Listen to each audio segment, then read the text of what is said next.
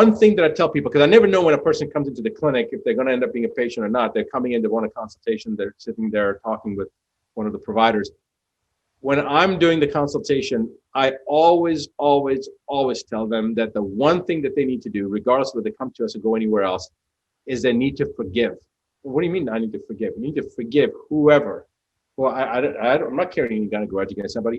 We're all carrying a grudge against somebody, whether we know it or not. I mean, it may be the kid that stole your milk money when you were, 4 years old, but still, just make a list of everybody and start forgiving them. And not forgiving them like, God, I just, okay, fine, I forgive you. No, not like that.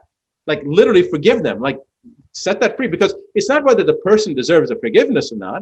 It's whether you deserve to carry that pile of manure on your back for the rest of your life that's been causing this agony that that person should have forgiven me. Or that, in fact, they did a study and they polled people and found out how many people the exclusion criteria was inclusion criteria was basically if somebody felt like there was something that somebody owed them an apology for.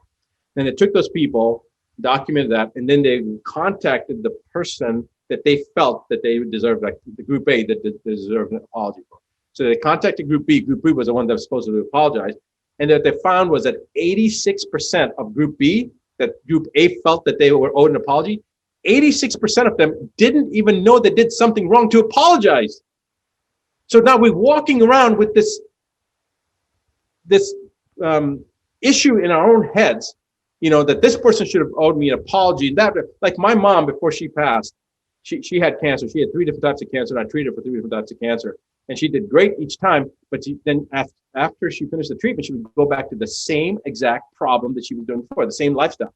It was like, why are you doing that? Well, the 3rd type of cancer got her, but her sister, my aunt, who raised me for a while, she raised me when I was like 8, 10 years old.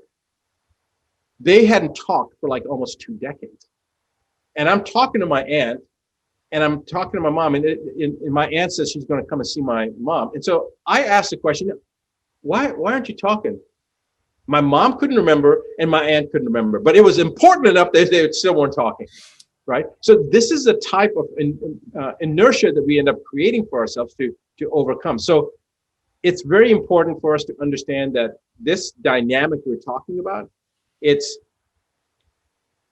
on the cellular level, it's either something that shouldn't be in our bodies or something that we need in the bodies. And it's the same thing when you look at the whole body. It's the same thing. It's either something that's eating us or something that we're consuming that we shouldn't be consuming, right? And I'm not talking about food. It's like that anger, hate, fear, lack of forgiveness, whatever it is.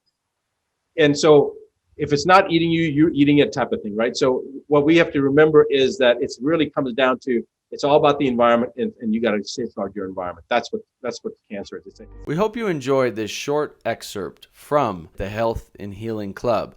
This entire interview is available inside the Health and Healing Club, which you can try for a free 7-day trial at healthandhealingclub.com. You'll be able to access this interview and all the interviews and resources dedicated to helping you get and stay healthy at the Health and Healing Club. That's healthandhealingclub.com.